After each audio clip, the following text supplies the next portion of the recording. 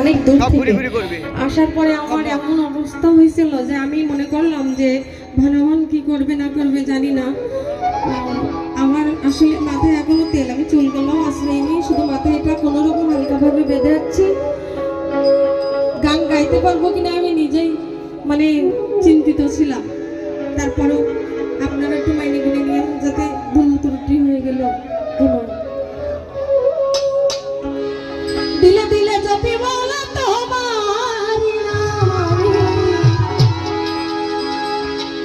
বলে প্রাণে জপি মৌলা তোমার তুমি মালিক আল্লাহ আমি তুমি মালিক আল্লাহ আমি